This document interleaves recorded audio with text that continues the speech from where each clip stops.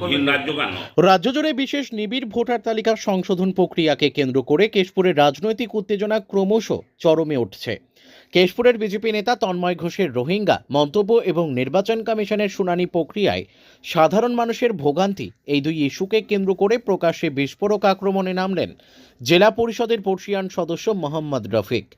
একদিকে প্রতিপক্ষ বিজেপি নেতাকে কড়া ভাষায় চ্যালেঞ্জ, অন্যদিকে নির্বাচন কমিশনের কার্যপ্রণালীকে সরাসরি নির্যাতন কমিশন আখ্যা।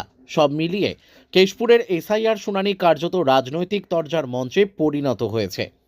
তন্ময় ঘোষকে সরাসরি চ্যালেঞ্জ সম্প্রতি বিজেপি নেতা তন্ময় ঘোষ দাবি করেছিলেন কেশপুর এলাকায় রোহিঙ্গারা আশ্রয় নিয়েছে। এই মন্তব্যের তীব্র প্রতিবাদ জানিয়ে মোহাম্মদ রফিক বলেন, একসময় হারমাদ ছিলেন, এখন জামা পাল্টে বাদর হয়েছেন।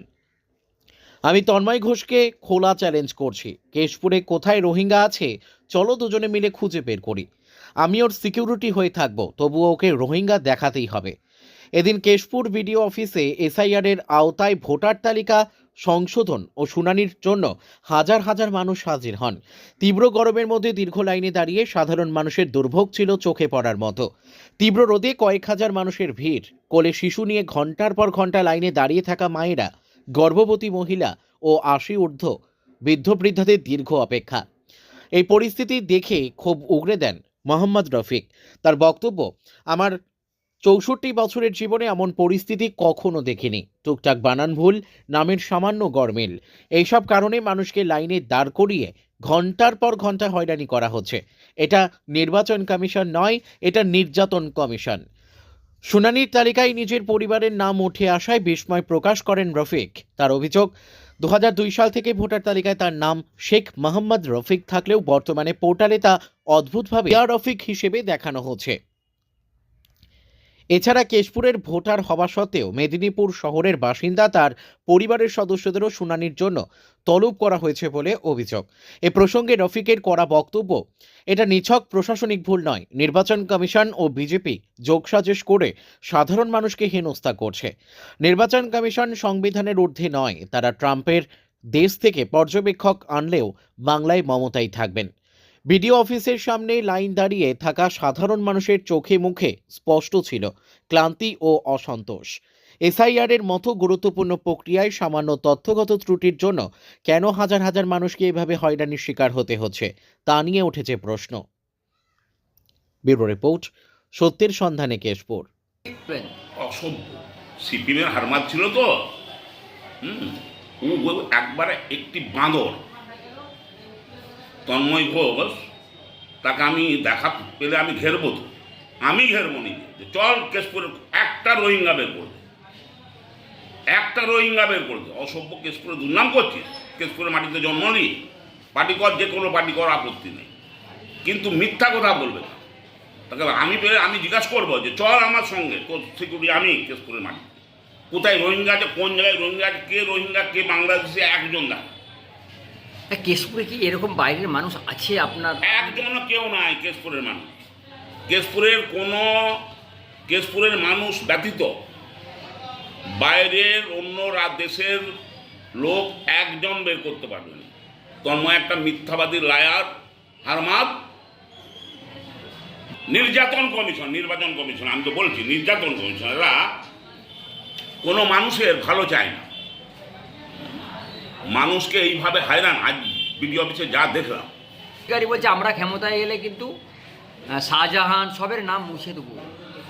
আর বাপও পারবে।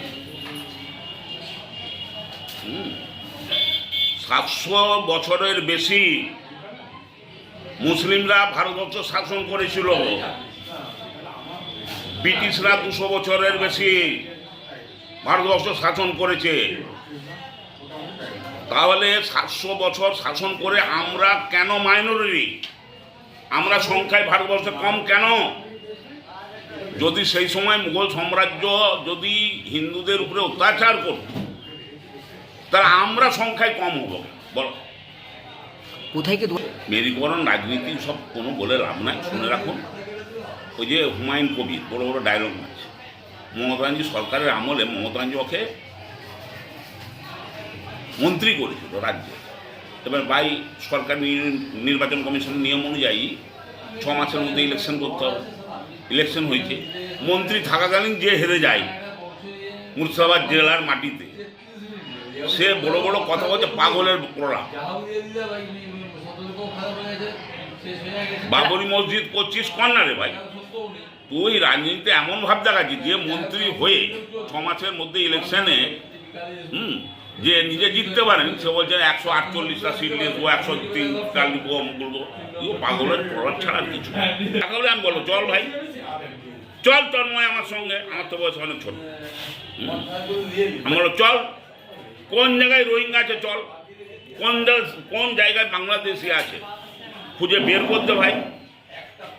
তিনি শোনা ভাই, একটাও প্রমাণিত হয়েছে, এত তো ভোট হয়েছে কেন্দ্রীয় নির্বাচন কমিশন দিয়ে, রাজ্য নির্বাচন কমিশন দিয়ে, পঞ্চায়েত ভোট যেমন হয়, বিধানসভা লোকসভা এগুলো কেন্দ্রীয় নির্বাচন কমিশন, এত মিলিটারি ফোর্স থাকে, এত সব আধা সামরিক, 6 দফায় 8 দফায় ভোট করেছে, পুলিশে 6 লাখ, ওই একটা তো প্রমাণিত হয়নি। এত সব ক্যামেরা, মাইক্রো অবজারভার, কোনো জায়গায় একটাও প্রমাণিত হয়?